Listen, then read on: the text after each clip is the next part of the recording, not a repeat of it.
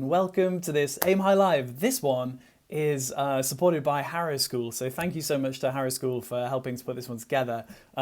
This one is called Should Schools Ban Beef? And it's going to be starting in just a moment. We're just going to wait for a few more people to gather into the live. And I'm just going to start saying hi to people who've already turned up in the chat. Hi, Ni Hao. Hi, Angel. Hi, Rebecca Carmen. Welcome. So, yeah, for those who are watching for the first time, this is an Aim High Live. We're doing loads of these. These are broadcasts about bits of science, philosophy, and stuff like that. This one is supported by Harrow. So if you're part of Harrow or you're watching from another school, then welcome for the first time. So we're just gonna got my no beef top on and ready to go. So this one is about should schools ban beef? I'm just gonna hover that over the top. But first, what's unusual about this cow? What's going on with this cow? So yeah, the main topic of the day is going to be should schools ban beef? But first, throw in your thoughts into the chat about what you think is going on with this particular cow, and then we will move past that into the actual live. So again, for those joining just a little bit after time, this is an Aim High Live. We are running loads of these over the coming weeks, and we're a group of teachers who've come together during the pandemic to put out these lives about interesting topics to basically entertain and also explain to you some cool things. So if you want to get involved in more, this is the place. And thanks again to Harrow for helping to put this one together. So yes, to begin with, this is a cow that has been shampooed and blow dried. Professional level. This is actually like a professional shampoo job. Can't remember why it is that they shampoo and blow dry cows. It must be for shows, cow shows. I don't know. Shampooed and blow dried. Right. Okay. So there's so much to get through. So I'm gonna jump right in to the first part. Or, in fact, what time is it? It's 33. In fact, no, I'll tell you what, we'll give it a few more moments, and I will, for more people to arrive, and I will just show you this cool video that I was looking at just before this live, which I don't think I've shown anyone on here before. Check this out. This is totally unrelated to should schools ban beef, but it's just so cool. This is a video that has been put together over many, many years, staring into the distant centre of our galaxy so that we can see stars in the middle of the galaxy orbiting around the centre. So that's why you can see them going in these like small circles. And then it's got loads of labelling of stuff that I don't really know exactly what's going on. But can you see how they're all moving in kind of this tiny little circle around the centre? Ooh. Some people say that the centre of the galaxy smells like raspberries, but that's not really true. The centre of the galaxy actually smells like rum. But that is totally unrelated to cows and should schools ban beef. So now I will get on with it. Right, so first question. Who here is worried about the climate and ecological crisis? Who here is worried? Who here thinks that it is a problem and feels it as something that they're worried about?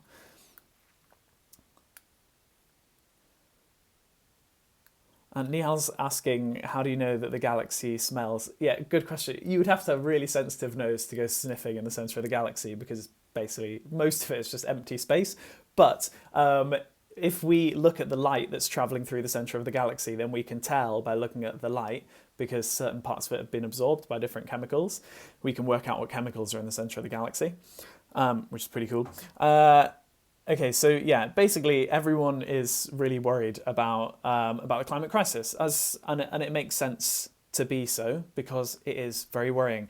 Now, before we move into the story of schools banning beef potentially and other ideas about climate, I want to ask you guys what you think about, because obviously we're in the middle of a crisis at the moment. This is the COVID-19 pandemic. And as you saw before the pandemic, politicians did not do very much about it, even though the scientists knew that it was going to be really bad.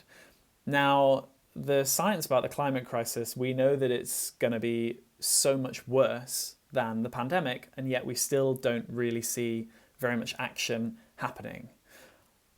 And one of the hopes that people like me have is that, and hopefully yourselves as well, is that the climate crisis, the pandemic that we've just had will start to wake people up and realise how bad a situation we're in. Here's a quote actually that I copied from one of the top, or it's two quotes that I copied from one of the top climate scientists in the world.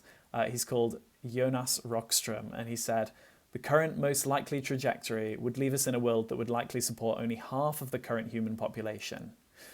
Indeed, the consequences of a 4 degrees C warmer world are so terrifying that most scientists would rather not contemplate them, let alone work out a survival strategy." So if you're talking about COVID-19 potentially wiping out 1, 2, 3, 4 maybe % of the population of the world at worst, the current climate crisis that we are entering is looking more like 50% of the population. So this is a much, much bigger crisis that we've still not really started to address. And that's why we have to talk about beef, because a lot of people talk about beef as being one of those things that we should we ban it? And that's what we're going to get to. Okay, but before we do, I'm just going to go on a quick aside into this. So I've asked some of you are people who've been on here before, and obviously I recognise loads of the names of the regulars coming back. So some of you will already know the answer to this, but for those who it's your first time here, what do you think is the world's biggest tree? What is the world's biggest tree? World's biggest tree. What do you reckon? And I know that this doesn't seem to be related to cows or beef, but we will go there. We will go there. We're just going via the world's biggest tree. Okay, so Nihal's saying redwood. And redwood is exactly the guess that I would have made before I found out about this as well. The giant redwoods in California are huge. Also, there's these amazing clones that are being developed of them to bring them, to try and protect them. They're under quite a lot of threat at the moment, the redwoods. But anyway, no, the world's biggest tree. So someone else has said sequoia. Who is that? Adam's saying sequoia, and it's not. Yeah, so sequoia is the same as a giant redwood, and it's actually neither. It's not a giant redwood, nor is it a sequoia. It is this tree called pando. This is a tree called pando here. Now, I know that it looks like I'm just pointing to one tiny little tree, but actually pando is thousands and thousands of trees that all look like different trees that happen to be the exact same tree growing underground and repeating itself over and over again all the way into the distance over there. And pando is what's called... Does anyone know what kind of tree pando is? What kind of tree is pando? Japan Maple's coming in with pando.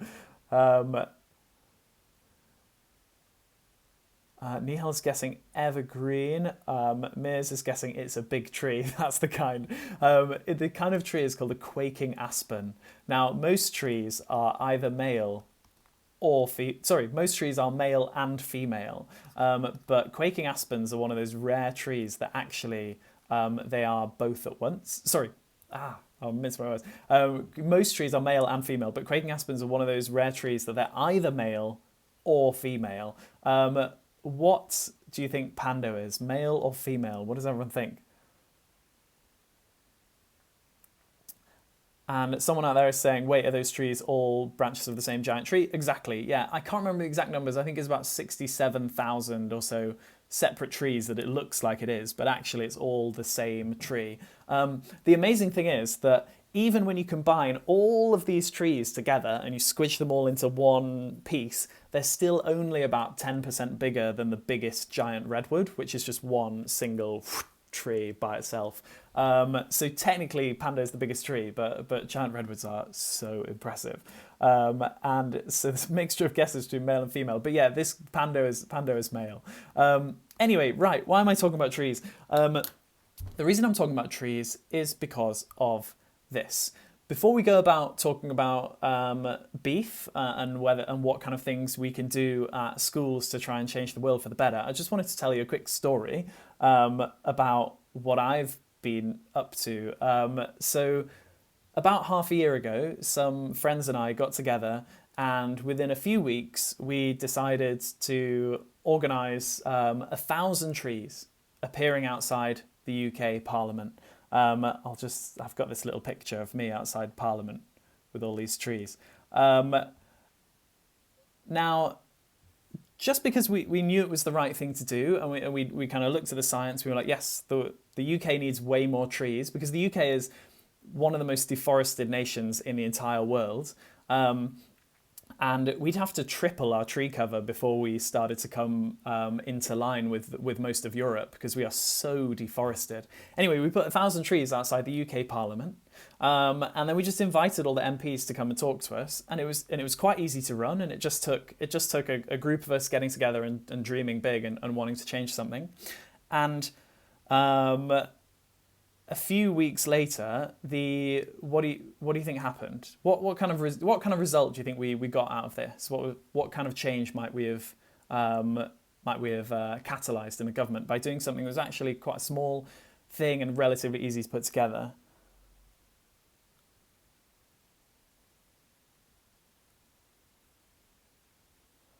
Japan Maple saying no one's too small to make a difference, and Nihal saying more tree planting.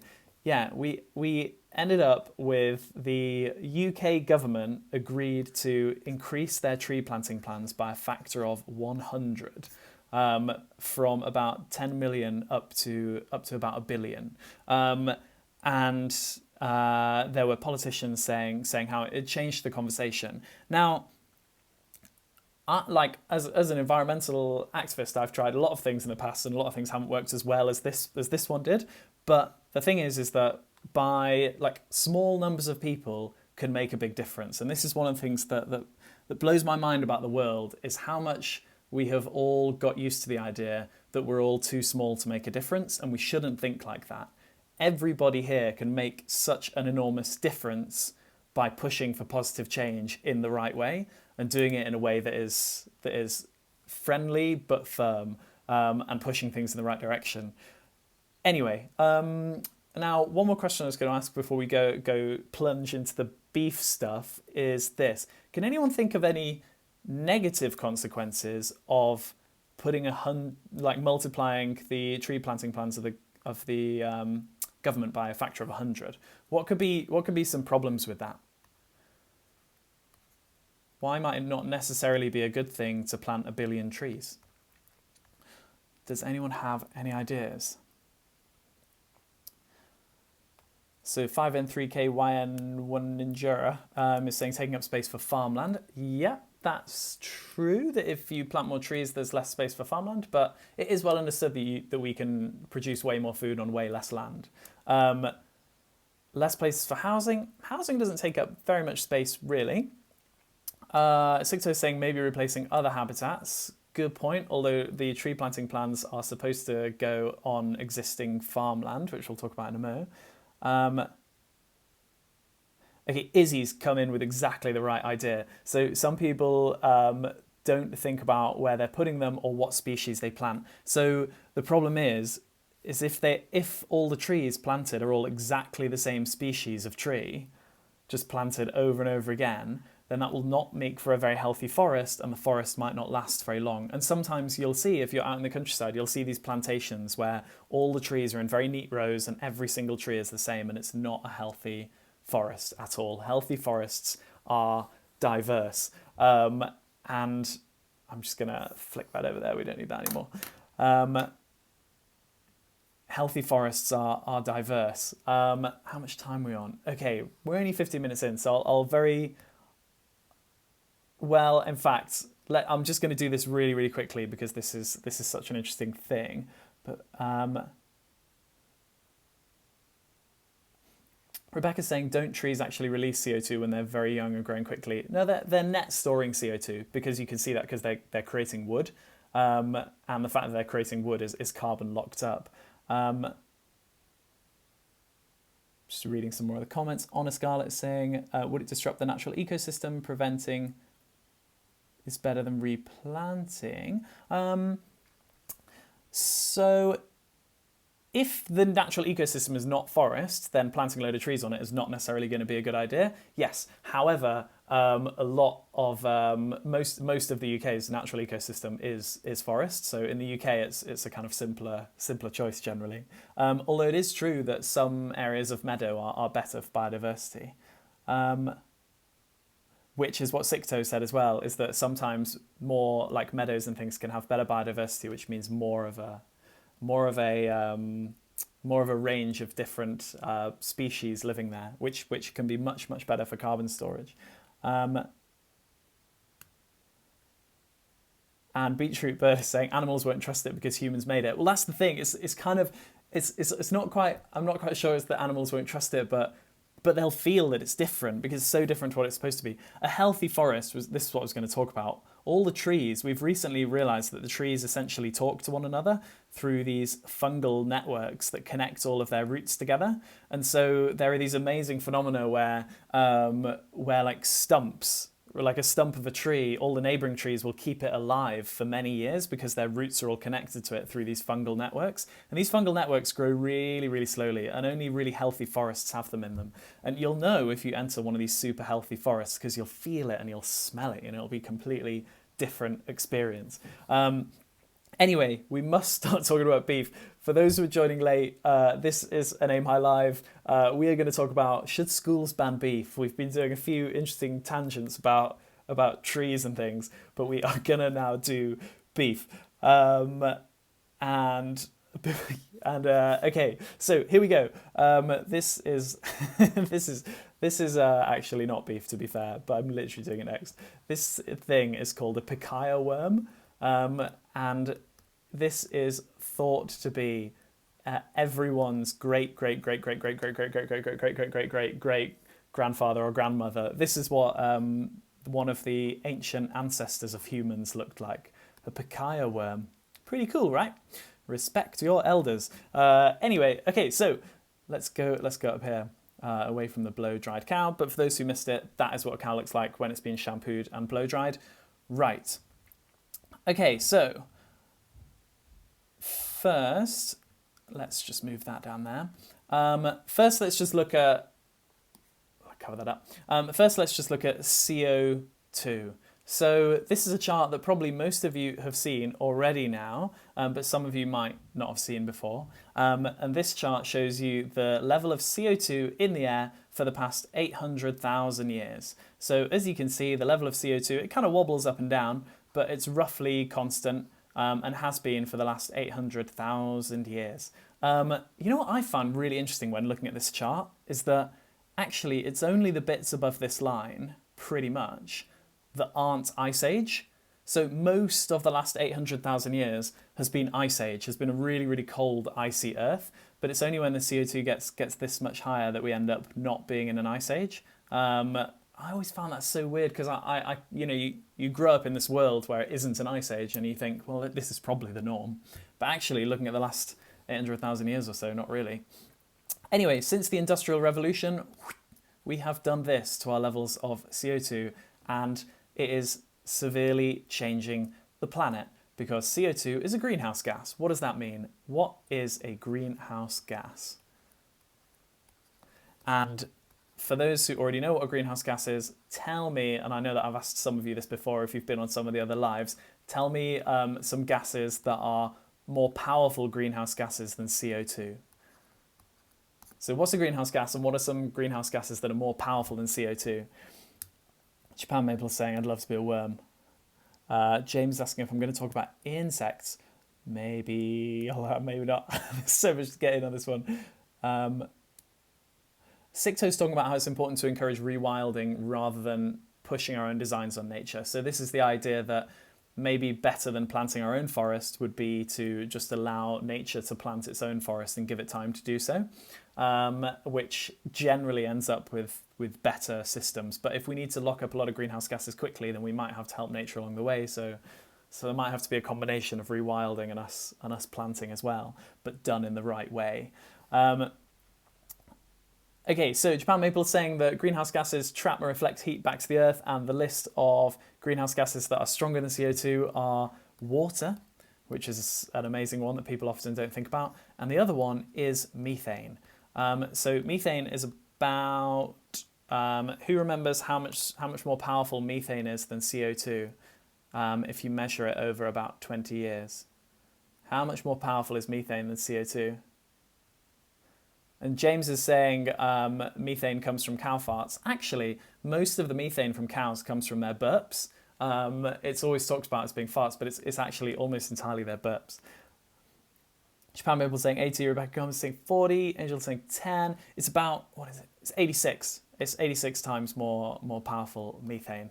And so with CO2 rising and the world changing radically, and we need to also really worry about methane because that is going to cause the same problems. Here are some of the worrying things that are going on in the world at the moment to remind everyone of the current situation. So 19 of the 20 hottest years on record were in the last 20 years. The kind of intensity of floods that used to occur every 100 years are now going to occur every other year. And meanwhile, 1 million species are at risk of extinction, including the chocolate midge. The chocolate midge is the kind of little mosquito that pollinates chocolate plants. And whilst it is possible to pollinate chocolate plants without it, it's a huge amount of work. And so a much better scenario for the future of chocolate would be for the climate and nature crisis to stop and turn around and begin to recover. Right, okay, so let's now look at different meats. Now, if you were to eat like one single serving of each of these meats, then this shows you the relative amount of greenhouse gases that it will produce. So basically what this means is that if you have a meal containing the same, but this is for the same amount of protein. So if you had exactly the same amount of protein from pulses, so that's like beans and peas and things like that, or lentils, if you have exactly the same amount of protein from pulses, then you will be contributing a tiny fraction of having exactly the same amount of protein if you get it from lamb or beef.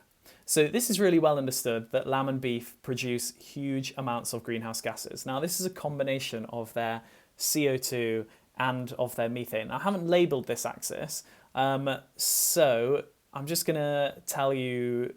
Let's make some guesses. So if you eat 1 single gram of beef, so that's like a tiny little bit of beef, how much CO2 do you reckon that is equivalent to producing? In grams, how many grams of CO2 do you reckon is produced for every 1 kilogram of beef that gets to a plate and that somebody eats? Rebecca's asking why do sheep produce so much as well? So sheep, sheep produce a large amount as well as beef for basically the same reasons, and it's actually only a small difference between them. And the reason why the global conversation is all about beef is because there are so many more cows than there are sheep, which we'll talk about in a moment. But the main reason why they produce so much greenhouse gas is partly because of the way that they process food. In fact, I tell you what, I will tell you the story of them in a second. I just want to see what people's guesses are. But let's do the story of sheep and cows. Okay, so 1,000 grams, and someone said 95 grams, 30 grams. Okay, 1 gram of beef will set you back about 2,450 grams of CO2. So it's pretty crazy the amount of CO2 that you pump into the air just by eating beef. And obviously, as you can see, lamb is even worse. Right. So why do we farm cows and sheep? The reason why is because cows and sheep are total miracle workers. Cows and sheep have been able to, for many thousands of years, take this stuff, grass, which is not red, it's green. I'm going to go back to green. They've been able to take grass and they've been able to turn it into loads of useful things. Milk, meat, energy to pull plows along, leather to make clothes. Like historically, these things have been so important. And so obviously the world loves cows because for all through civilization, people have really valued these animals for all of the things that they can produce that help people to live richer lives. Now, obviously, there's a big conversation about how ethical it is to use an animal to create these things, but still, like, this has happened for thousands of years, and it makes sense because you can turn grass into all of this stuff, and we can't digest grass. Have you ever tried eating grass? It's not very delicious, but cows can, and yeah, when they digest it, they produce these good things for us. So, in the old world, when the priority was getting food, cows and sheep were great. However, do you guys know how much of the world's food goes to waste every single year? How much of the world's food goes to waste?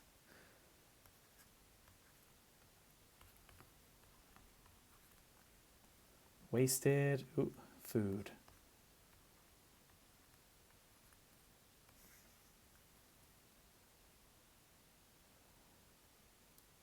Okay, so people seem pretty on top of how much the food is, but yeah, about 1/3 of the world's food is wasted. 1/3 of the world's food is wasted. And so we no longer live in a world where the priority is making food for most people. And of course, there are some people in the world who are starving and struggling for food, but actually that is not the case for almost everyone in the world nowadays. Almost everyone in the world nowadays has access to enough food, and so much so that huge amounts of food are wasted. So the priority is no longer making food, which is the main reason why we gave these animals so much of a place in our world. But times have changed because now we worry about the fact that they're producing loads and loads of greenhouse gases. So why do they produce loads of greenhouse gases? Who can tell me what the biggest reason is that cows and sheep produce huge amounts of greenhouse gas? What is the biggest reason?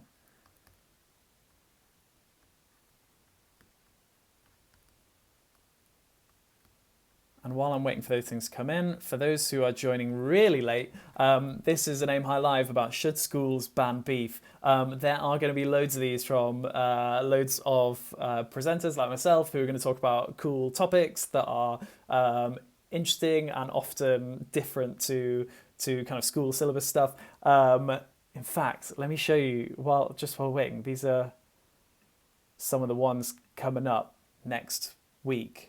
Am I the same person I was yesterday? I'm going to do Is Water Wet next week. And someone's going to do Is James and the Giant Peach Propaganda. Anyway, I'll come back to that again later, but it's going to be pretty cool next week.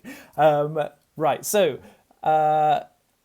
back to the live of Should Schools Ban Beef? But the other thing is, sorry, if you are watching on Facebook, most people are watching on this website, and on this website you can see all the chat, whereas if you're on Facebook you won't be able to see it, and I think the same maybe goes for YouTube.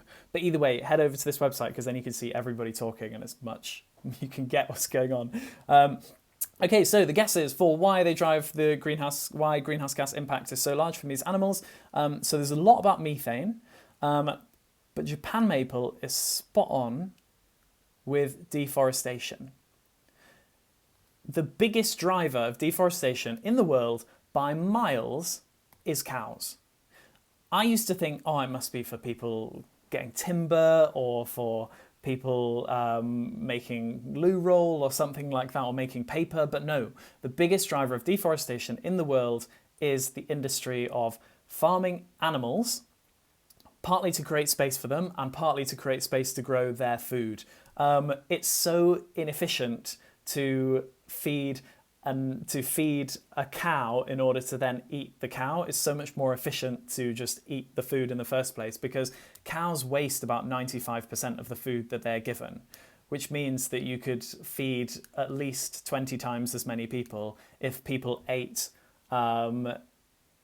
plant-based things instead of cows. So the main reason why cows and sheep have such a big greenhouse gas impact is because even though this process of turning grass into food is magical, and has been amazing and an amazing thing for human beings in the past, it is crazy inefficient. It's so inefficient. It's so wasteful. They waste so much of the energy that they eat, and so they need huge amounts of land. And now we're in this insane position where everyone's talking about how there isn't enough space for everything. There's so much space on Earth that could, and things could easily work if we stopped cows taking up all of the space. Now, I'm going to give you some context now about how much space cows really take up, and I'm going to do that down here. But first, a lot of people did say methane was a big factor, and methane is a big factor, and methane is a byproduct of them eating grass as well. So it's all part of the same thing, the fact that they, one, eat grass, and two, need such a large amount of land. There are some ways that you can reduce the amount of methane that cows produce, and if people want to ask me questions about that at the end, go for it, because I'm keen to talk about that. For now, I want to ask you guys this question. If you were to take all the world's land mammals, and some of you might already know the answer to this, you might have already seen this. If you were to take all the world's land mammals, so that is all the tigers, all the sheep, all the bears, all the squirrels, rats, everything. If you were to take all the world's land mammals and put them in a ginormous pile, what percentage of that pile would be wild animals? What percentage of that pile would be wild animals? So that's going to be your giraffes, your mongooses, your lemurs, your pine martens, all that kind of stuff. Okay, Nihal's saying 45%. And someone is saying even farm animals are in some way overpopulated. We're literally about to look at that. So Honest Scarlet's saying 25%, Tirawawa's 30%, Semifredo 10%, Drew 10%, Adam on Jube's thinking 10 to 20, Angel is saying 45% sounds right. Okay, the percentage of wild mammals, of wild animals is 3%. 3% of this pile would be wild animals. Just 3. What percentage of this pile do you reckon would be humans? What percentage of the pile do you reckon would be humans? So 3% approximately, and there have been different estimates. Some have put it as high as 6, some have put it as low as 1.5, but I've gone for something in the middle, about 3%. And what do you reckon humans would be? And again, if you're joining live, we're talking about should schools ban beef, and this is an Aim High Live, so you can ask questions whenever you want. Jump into the chat to do so, and you'll need a Twitch account in order to chat, or YouTube or Facebook. But go via the website; it's all on there. Okay, so we've got kind of 25%, 15%. Actually, this is kind of a roundabout right. What I'm seeing here, humans make up about 28% of the pile, 28%. Now, if we were to bring in domesticated animals and so on, then it would look like this. So you've got 3% wild animals, 28% humans, and then this is the amount of sheep, and I've split sheep out because there are so many sheep. In fact, I'm going to make this a bit bigger. I've split sheep out because there are so many of them. And then this is all of our other domesticated mammals. So your dogs, your horses, your cats, your domesticated bears, whatever. And yeah, there are so many sheep. However, I've not actually given you the full chart because it is missing something. And what it is missing is cows.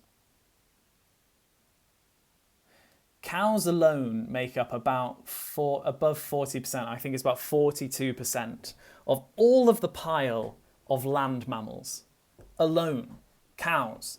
There are so many cows on Earth, it is completely unbelievable. There are so many cows. Now, this is completely backwards in so many ways because they're taking up so much space when everyone's talking about how biodiversity is disappearing and we're running out of rainforests and so on. The main reason the rainforests are being chopped down in the Amazon is to make space for more cows. And it's and you know, we look at the UK. It's the most deforested country or one of the most deforested countries in Europe. What's all the space being used for? I think about 50 to 60% of the UK is pasture land for cows and for sheep. So this is what it's being used for. It's being used for these animals that are actually incredibly inefficient food sources. You could take the same area of land, and obviously some areas of land are good at growing different kinds of food, but you could take the same area of land and you could grow a huge amount more food for way more people if you were, instead of growing cows, you were growing something else. Right. Okay, so someone out there is saying, so each human has like 1.3 cows. So this is to do with weight. So they're actually, I think there are more humans on Earth by numbers, but obviously cows are bigger. So this is to do with the weight of the pile. So cows make up about 42% of the weight of that whole pile. Anyway, right. So I'm just going to move away from this for a mo, because let's get rid of all these.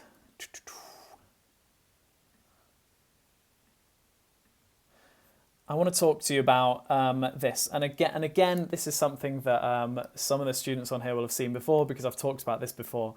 Has anyone ever heard? So those who haven't been before, have you ever heard of the monkey ladder experiment? The monkey ladder experiment.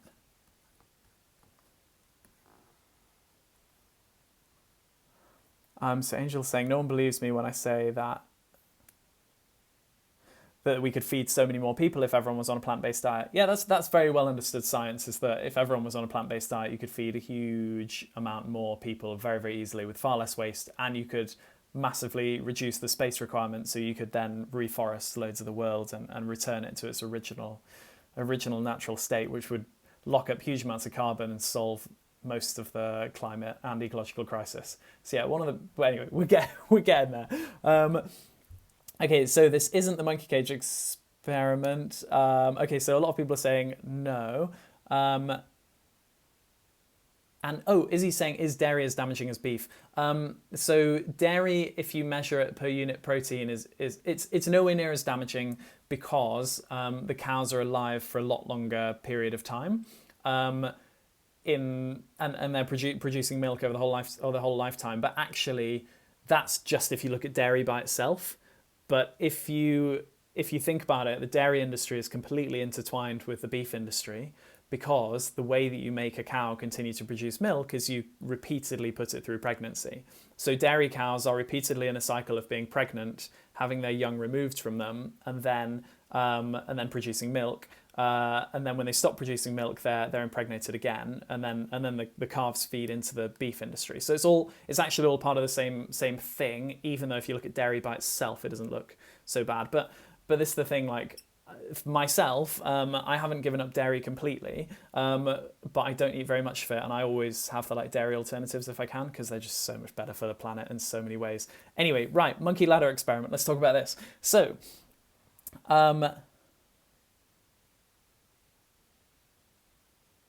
So Whipsaw is saying, did you know that you need to kill everything and poison the land in order to make tofu grow? So Whipsaw, I'm not sure that's actually true, that you can very easily grow crops to produce things like tofu without using damaging pesticides. Obviously, using huge amounts of pesticides and fertilizers is very damaging for the land.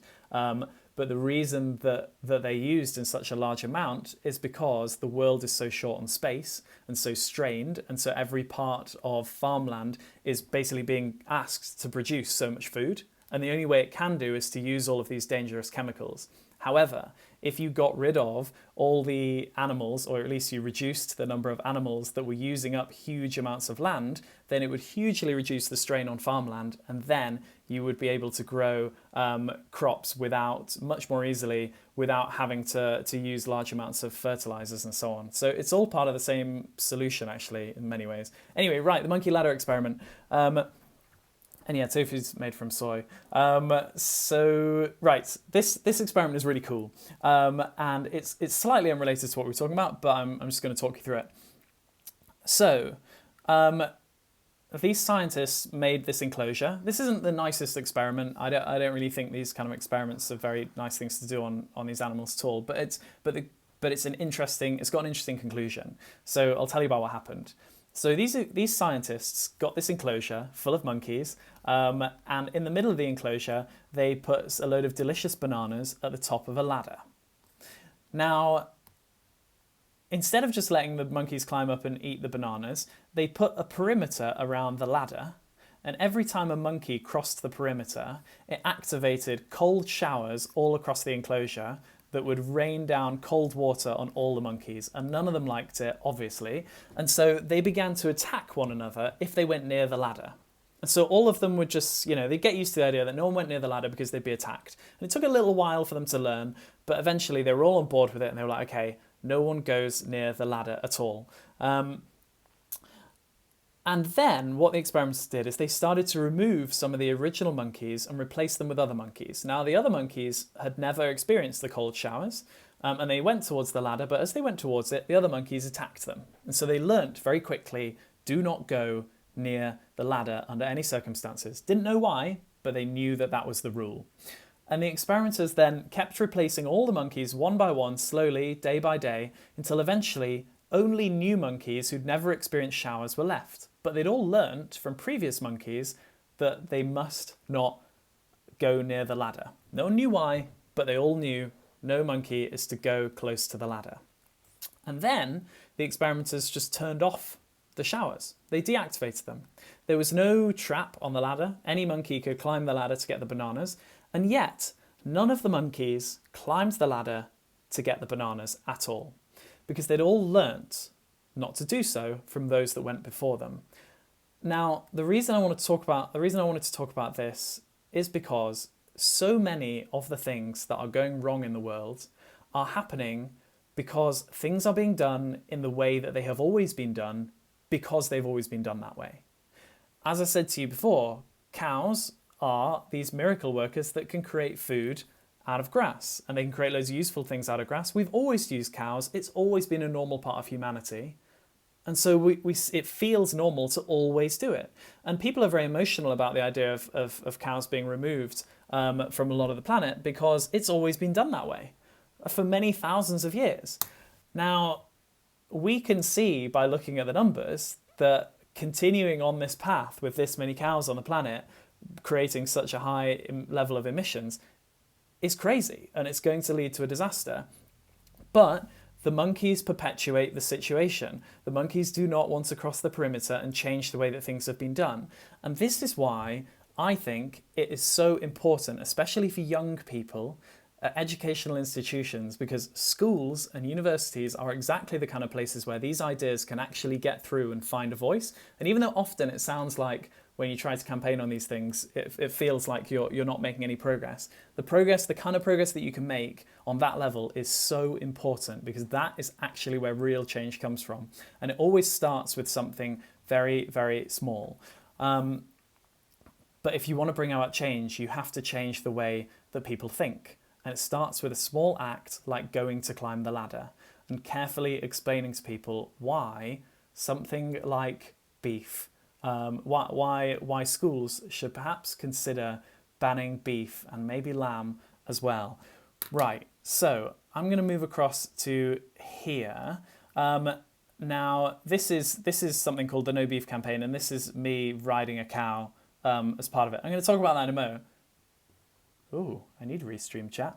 I need that to talk to you guys. Give me one moment. Pause.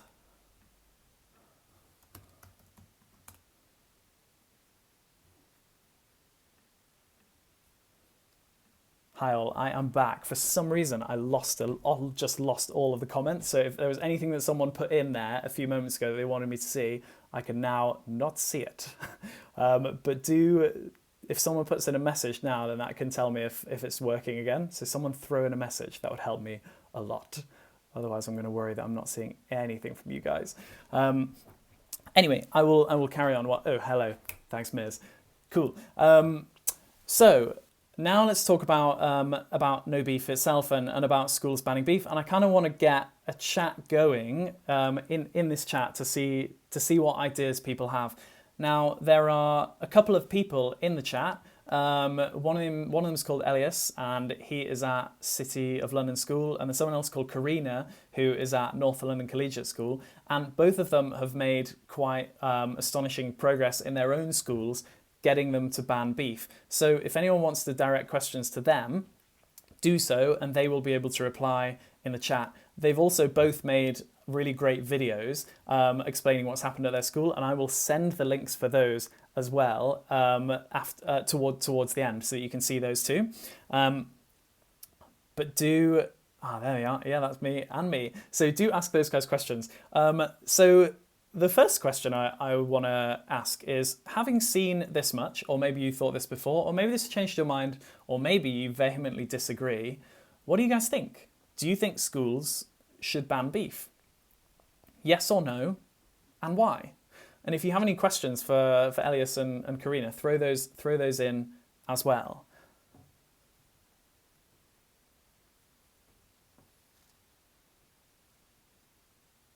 So yeah, there's quite a lot of comments coming in, and I'm going to let you guys respond to those whilst I talk a little bit about the no beef campaign and what's going on with it. So this is how it started, with a video of me riding a cow, in which I shall have an orange in my hand. I like oranges. Why did I not have an orange in my hand? This was a ridiculous situation where I went to visit this farmer, and he was like, you can ride one of the cows because they've been ridden before, it'll be fine. And it turned out this farmer had just like set me up so that he could watch me falling off a cow. But little did he know that I grew up with a field next to me that's full of cows, and so I kind of know cows. And so I basically spent 2 or 3 hours just like scratching and massaging this cow to gain its trust until it let me ride it. By the way, if you do ride a cow, then you should always ride it straight above the front legs. It's very important, because if you think about on a horse, you would think that you'd sit there, but don't do that with a cow. You've got to sit further forwards, because this is where all the strength is, and then they'll be perfectly fine with it. But also, it is dangerous to ride a cow, so probably don't do that until you're a grown adult, and even then, I wouldn't suggest it unless you really know your cows, because they are quite scary sometimes. Anyway, so this campaign is called the No Beef campaign, and you can all check it out, and I'll resend the link later. You can all check it out on this website, 0, and then beef.com. And the No Beef campaign is full of information about the arguments for and against banning beef. And as you've seen from I've given you the top level summary science, and as you can see from that, it seems pretty obvious that we should definitely massively reduce our beef. But there are some arguments that kind of push in different directions, and so dive in there if you want to find out more. And oh my god, the chat's gone completely crazy with people talking. But anyway, this campaign is supported by people like Paul McCartney. He's one of the original Beatles, and there are some other great people who support it. So the University of Cambridge, Central Catering, they have given up beef already. And Goldsmiths University as well. So Goldsmiths in London, they've given up beef. And loads of schools have been dropping beef really, really quickly now. Goldsmiths and Uni of Cambridge. I was emailing the head teacher from another school in South London who's just decided to drop it as well just today. University of Cambridge. Basically, this is starting to pick up speed because it makes a huge amount of sense. And if we want to claim back the land so that we can reforest it and rewild it, we need to reduce the amount of beef. So I'm going to look into the chat now because there's so much in there.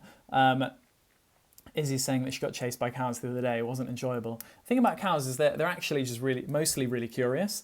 And I know that it seems scary to turn around and face them. But and also, I don't know if I can give advice about this, because if someone got hurt, I'd be in huge amounts of, I'd feel so guilty. But like with cows, normally, if you're confident, then they'll act a lot more kind of wary of you and distant, because cows are actually really gentle, curious creatures most of the time.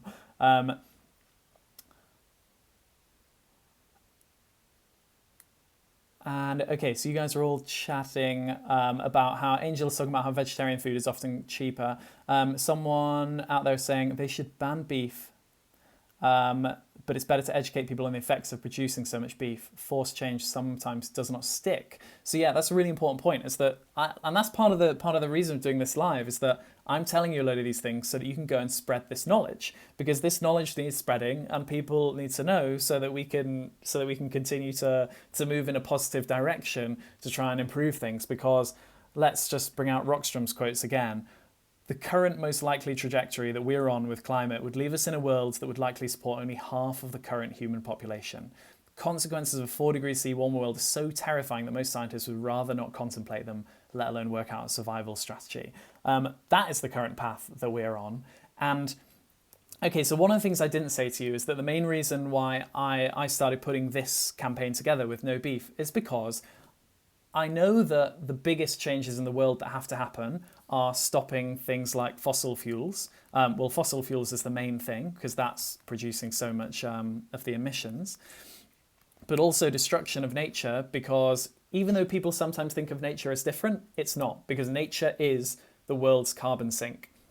Nature is the store of all of the greenhouse gases. Nature is the thing that can pull them out of the sky and bring them back to where they're supposed to be if it's supported in the way that it should be. And these are the big things that need to happen. But the reason why beef is lamb as well, is such an important thing is that for the average global citizen, for the average person on Earth, giving up beef is the single most effective thing that you can do to reduce your carbon footprint, to reduce your pressure on deforestation, to reduce your use of pesticides, to reduce your use of fertilizers, and also in some cases to reduce your use of water. Beef is the biggest thing for individuals. And even though change needs to happen on a much bigger level, changing with individuals is how these things start. And creating these movements starts to get people to think. I've been talking to people about beef for years now, and one thing that always amazes me is that this is something that people get and they understand, and once people start to drop beef, they start to think a lot more about the environment in loads of other ways. And it's a really good way to reach people because it's so understandable. It's so easy to grasp what's going on with beef, and once people start taking those steps, they start taking other positive steps. Sikto is saying we need to teach schools to cook yummy veg. Yeah, exactly. Oh, Sikto is a chef. And Angel's saying I'm not officially a chef or anything, but my dad and I love cooking more than anything. Also, there were a couple of graphs I didn't show you. I'm just going to quickly show you the water impact of beef relative to other things. So beef uses up huge amounts of water, and also I was implying before that it used a huge amount of land. So yeah, beef also takes up huge amounts of space on the land compared to dairy, chicken, pork, eggs, pulses, rice. And this is per unit protein that you eat. So for the same amount of protein, if you eat pulses, then you're using up a huge amount less land.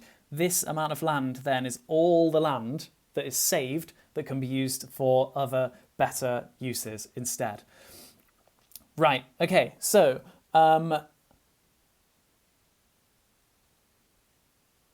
the veg is so delicious. This is the thing I've noticed about veg. It's that like all you need to do with vegetables is just like cover them in oil and roast them, and they're just so good. It blew my mind when I figured that out. Anyway, so I'm going to start to wrap this up and start to go to final questions soon. But I just wanted to show you that these are some of the academics who are just a few of the academics who are supporting the No Beef campaign. You've got people from Princeton University, from Massachusetts Institute of Technology, from Oxford, from Stanford University, Columbia. These are people who really know their stuff, and they're all pushing in this same direction. Now, there is one really important thought that I want to leave you with. I'm just going to hover over a picture of my dog whilst I do so, because he's a good boy and he deserves more coverage. One really important thought that I want to leave you with is this. It's so vital that this conversation about beef does not become about demonizing farmers. We can't think of farmers as the problem, and we can't treat them as the enemy. In fact, it's the total opposite. Farmers are actually the route to the solution. It's with farmers that we can solve this. It's the system that needs to change so that we can help farmers to transition. And so imagine if there was a world where instead, because at the moment farmers earn huge amounts of their money through subsidies, so they basically do what they're told in order to get government subsidies. And if that means maintaining pasture land to grow cows, that's what they'll do. And that is what a lot of the subsidies tell them to do. If instead we had a world where farmers were subsidized to grow forests or increase biodiversity, it would be so different. Another important point is that cows are an animal that live on Earth. And there are places where it's healthy for cows to be, maintaining pasture land. And there are areas where pasture land is the natural state of things. If there were no humans, it would be a pasture. And so there are places where you can argue that farmers might want to have a wild herd of cows wandering around. But crucially, those cows should not be for food. As soon as you start thinking of cows as being for food, that's when farmers are pressured to make money. And if the way that they make money is through selling cows, they'll get more cows and more cows and more cows and more cows. And it will completely transform a positive service where the cows are a natural part of the land into something extremely destructive. Right. Okay. So I'm gonna start. I'm gonna take questions now. And I'm gonna check out what's going on in the chat. But before I do, I just want to first say, if this is your first time here, then do check out these links. This is the website for these, which will be carrying on with loads more interesting topics, and the Instagram. And these are the future lives that are coming up. So I'm just going to hover those over the top. This is what is coming up next week. In fact, they're in slightly the wrong order. Wait, I'll flip them around. There we go. So this is what's coming up. Well, tomorrow I'm actually doing one on GCSE electricity, but then it's should we be paying trees more than footballers? Is water wet? And so on. So check out those on the website. You can follow those links to get there. Another thing that I want to do is I want to drop you all the links for the No Beef website and also the videos that Elias and Karina, who you've been chatting to on the chat, have made if you want to see the videos from their school. So these are the No Beef resources. So the No Beef website, and then Elias's video and Karina's video. So check those out as well and do share them with your school. Share all three of those resources. So copy those links now, grab a hold of them while they're still there and just like copy them into a Word document or something.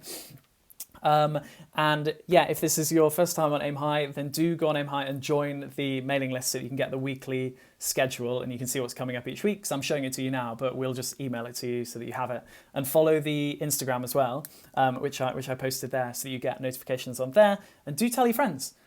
Because we are doing this as a positive thing during the pandemic, and we're hoping to make a load of education really interesting and talk about some cool topics. So please do spread the word. And there are as you can see, there are loads of other teachers involved in this who are going to be absolutely great. And oh my God, there are some really cool guests that are going to come on as well, who I've been chatting to over the past few weeks.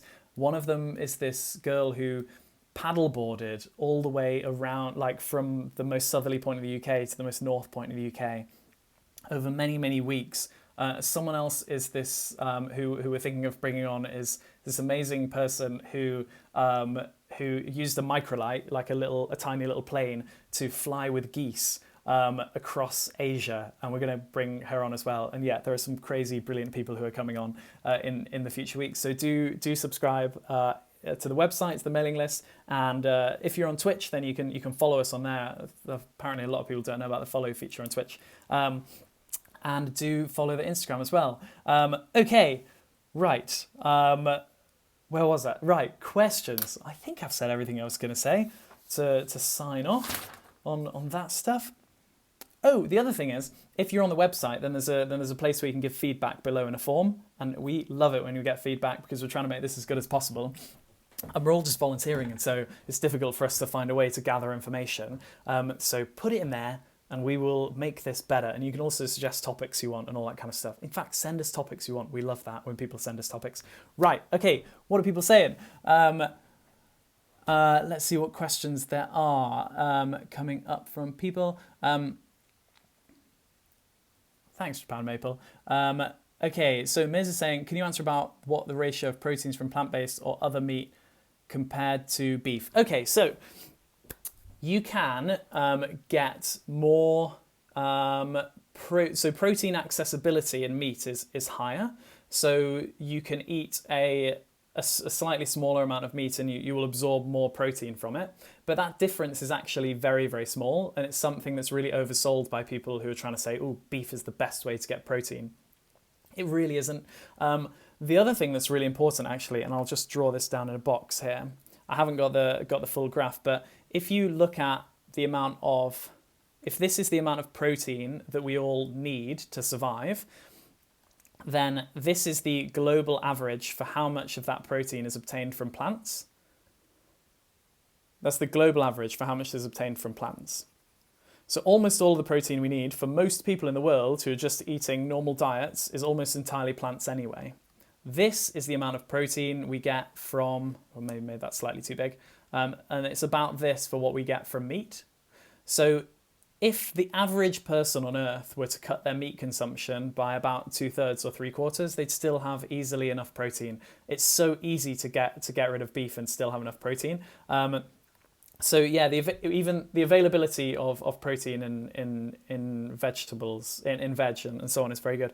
You know what it's even better in actually is fungus. So like mycoprotein, what is that brand? Corn. So corn always like squirm when people talk about plant-based because corn is not plant-based, it's fungus-based. But it's a really good protein as well. Anyway, I shouldn't be advertising companies, that feels weird, but corn is good, and actually I don't feel weird about supporting companies that are helping out with the world, and corn is one of those. And in fact, corn actually helped a little bit with supporting the original video, because they're trying to change the world for the better.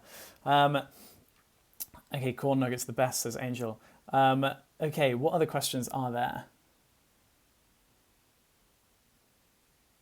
Angel's saying it kind of just feels like an obvious change to make. It does. Spread the word.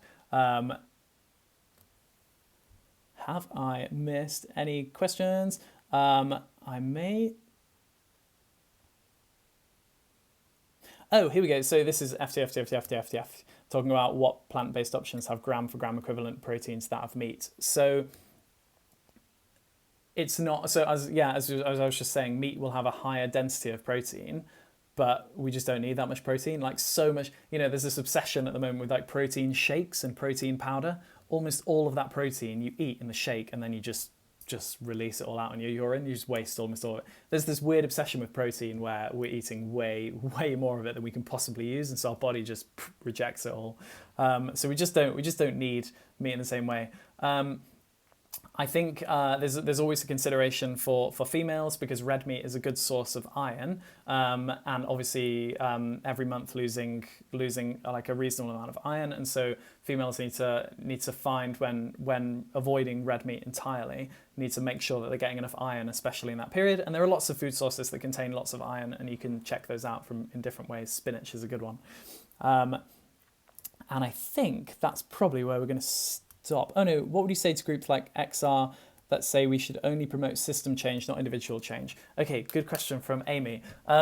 So XR XR stands for Extinction Rebellion, and Extinction Rebellion talk about how we need system change, not individual change. And that is really a really important point. We need the system to change if we're going to conquer the climate and ecological crisis. And so they promote that over personal change, and they are right in the sense that that's how we're going to create the overall change. However, if you talk to anyone within Extinction Rebellion, they are all doing all of the personal change, and they arrived in this lifestyle of trying to change the world for the better in terms of climate through their own personal changes and through communities that were changing for the better. And so whilst personal change is not necessarily going to be big enough in its individual self to change the world, it's so important because your own personal change becomes infectious. It becomes a meme. It spreads to other people. Even if you don't think it's going to spread to other people, it does. Some of you might know Jane Goodall. She is like the world's foremost expert on chimpanzees, and she is an absolute hero of trying to make the world a better place.